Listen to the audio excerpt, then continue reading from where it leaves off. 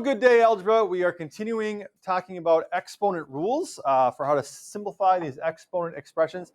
And today we are featuring what happens when you divide by the same base. In CO10, we talked about multiplying by the same base, and we said you know that you're multiplying because you've got the multiplication symbol, like right there. Looking at these, what's kind of your clue that we're going to be dividing by the same base here? What do all three of these expressions have in common that kind of leads you to believe we're going to be dividing by the same base? Jacob?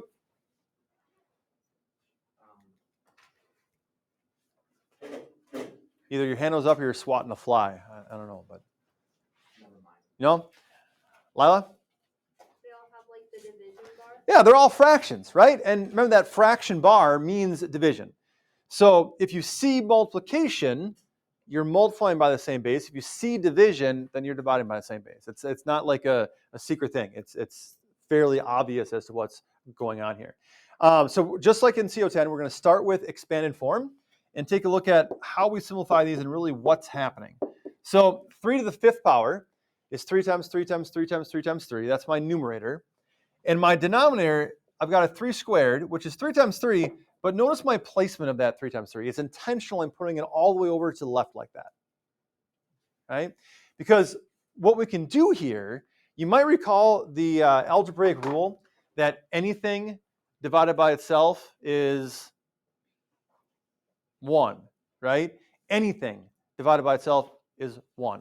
And so each pair of 3 divided by 3 here, we're able to cancel those out. So by lining up the way that I did there, it's just a way to help kind of keep things organized, okay? And after we do that, after we cancel out those 2 pairs of 3s there, what do we have left? What's left in our numerator? Connor? 3 times 3 times 3, which we're going to write as 3 cubed, so we can kind of see how this rule works out here. And what's left in my denominator?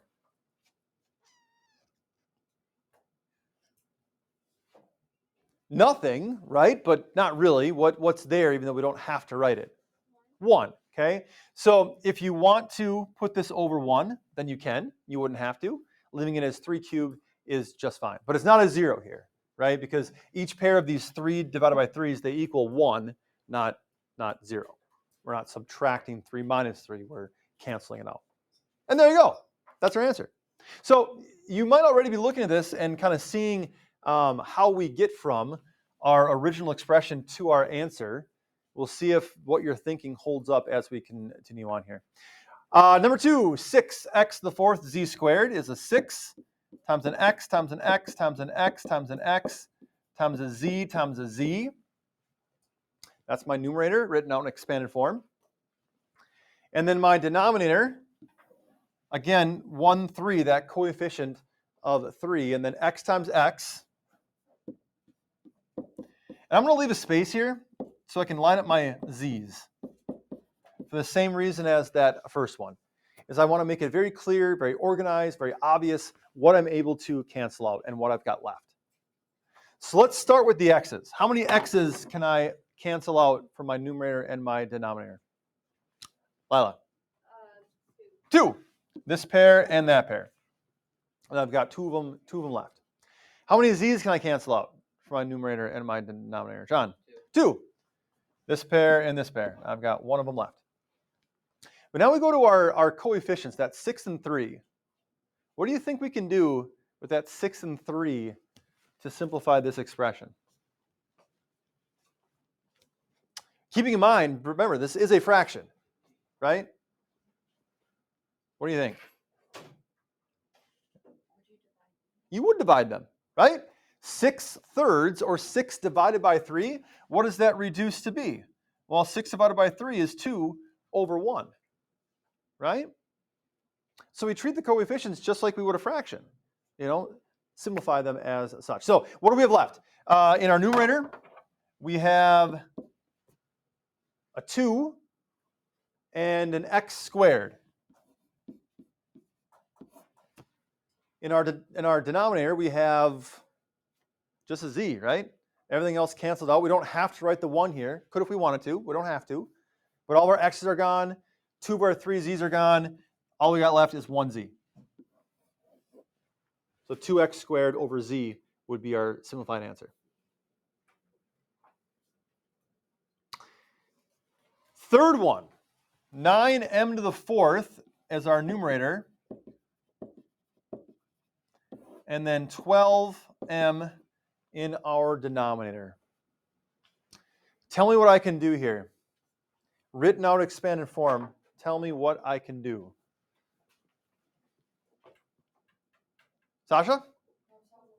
Cancel out one of those pairs of m's, exactly. I can only cancel out one because I only have one in my denominator, but I can cancel out one.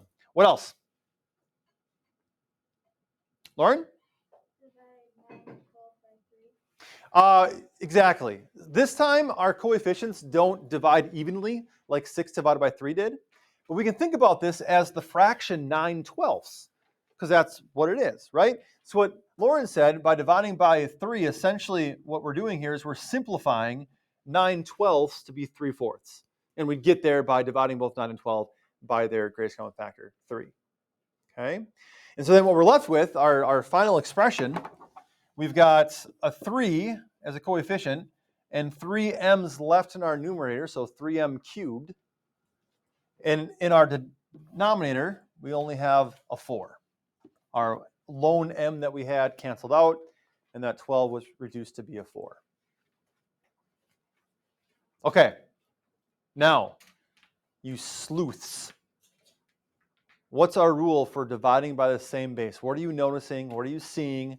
What are we doing to our coefficients, our exponents, and our bases here? Same kind of setup as in CO10, right? We looked at some examples, we saw what happened, we then made a rule for it so that eventually we won't have to write all this out in expanded form. Okay? So what do you see?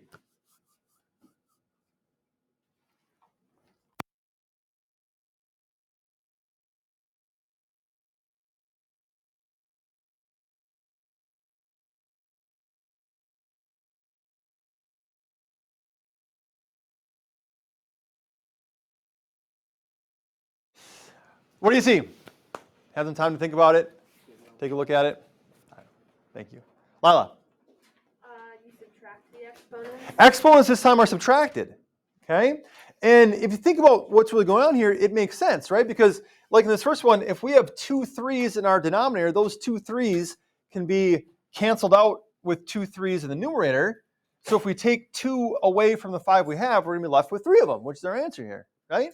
For the x's in the second one, we had 4 and 2. 4 minus 2, we were left with 2. For our z's, we had 2 and 3. We had 1 more in the denominator, and so we ended up with 1 in the denominator, right? 12m, we talked about it in CO10. That m has an invisible power of 1. 4 minus 1 gives us 3, and that's the power that we have there, okay? So exponents are subtracted. Okay, exponents are subtracted. And with this rule, the thing you got to watch for is where your base and exponent go. Like in the second one there, why are the x's in the numerator and the z is in the denominator? Like, how would you know to put it there?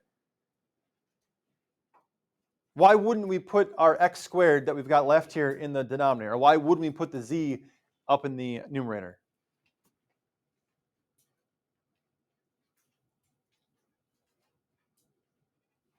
Anyone? Lala? Because it would be a negative number. And where we have more to start with, right? If we have 4 x's in our numerator versus 2, we have 2 more in the numerator. That's where our x squared's going to go. We have 1 more z in the denominator. That's where our z is going to go. Okay. So if you're wondering, well, where do I put this? Where did you have more to start with? And that's where your leftovers are going to stay. Okay. How about coefficients? How would you describe what we did to the coefficients? The 6 and the 3 became a 2 over 1. The 9 and the 12 became a 3 over 4. What do we do?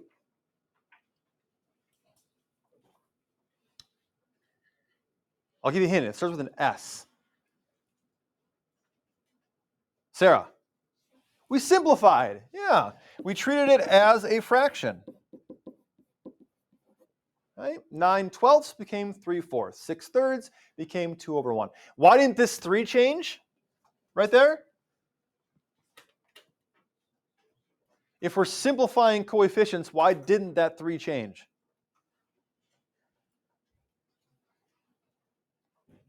Is that 3 a coefficient? No, it's a base, right? It's attached to the power. So our bases, just like we saw in CO10, our bases are going to stay the same. Okay? Stay the same.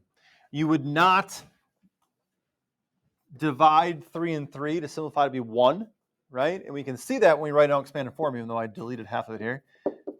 Okay, we have a whole bunch of 3's there. That's not a coefficient. So don't treat it like 1. All right, that base is going to stay the same. Questions on this rule so far? You're going to get a little bit annoyed with me on this first page because I am requiring you to write it out in expanded form first so we get kind of the hang of what's going on here. But then on the second page, just like in CO10, I want you to use the rule as much as possible. Okay, so start in expanded form and then we'll expand from that, I guess. Okay. First one here, 9 to the 6th over 9 to the 4th. Expanded form, we've got 6 9s in our numerator and 4 of them in our denominator.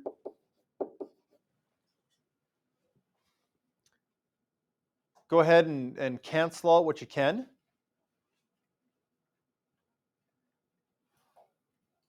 I kind of like this rule because it's like I'm playing like Fruit Ninja or something, right? Just cancel them out. Okay. And then what are we left with?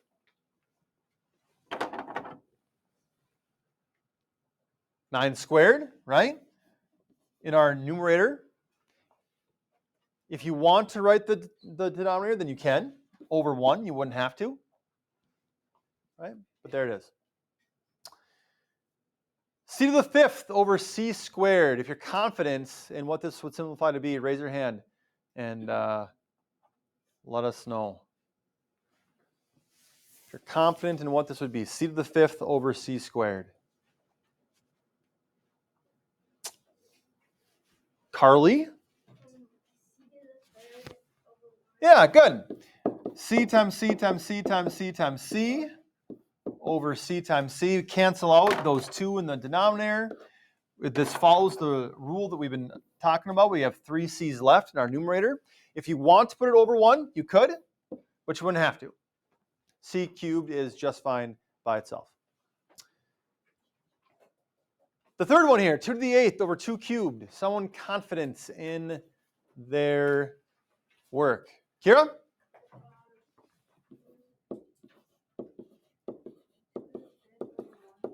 Good. 2 to the 8th in our numerator, 8 2's all being multiplied. Our denominator is 2 times 2 times 2. Cancel out each pair of 2's that we have, and we're left with 2 to the 5th in our numerator. If you wanted to put it over 1, you could, but you wouldn't have to. Either way is fine. Okay. How about the next one there, h to the 5th over h to the 7th? Here is a situation where we have more h's in our denominator. So we already kind of talked about, we already know where our extra h's are going to go because we have more of them to start with in the denominator. Sarah? H squared. But how are we going to show that those 2 h's are in the denominator of our answer? So if we only write h squared, then that implies they're in the numerator, right? How do we have to show here? Here you have to write this to show that those 2 h's are in the denominator. Do you know? In? No? Under 1, right. In this case, you have to include the 1 over. Okay? When there's only a 1 in the numerator, you have to write it to show that the denominator is where the h's are. If your denominator is 1, you don't have to write that because without it, like in this case, it's implied that it's over 1. Okay? But if your numerator cancels out, you have to put 1 over. All right, next one. 8x to the 4th times y cubed over 4. Oh, you know, I saw that. Here's my ASMR writing out these variables. Shh, listen.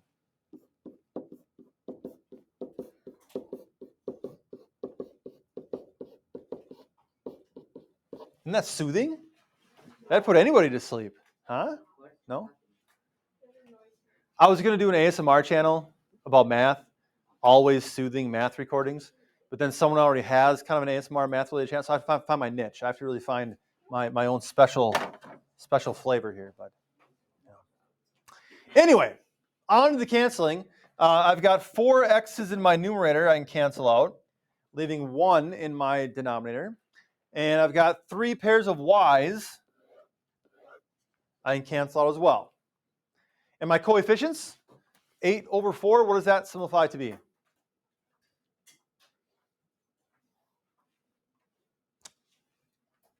Eight over 4? Aiden? 2 over 1. Just simplify that fraction 8/4 because it becomes 2 over 1. So all that's left in my numerator is just that 2, right? All my variables canceled out. And then in my denominator, I've got 1x and 2 y's. It's for x, y squared. If you want to put the 1 before the x, then you can, but you wouldn't have to. Okay? So I hope you can see, this one got kind of sloppy because I wasn't really paying attention to being neat. But the more organized you make this, the easier it is to see what you've got left.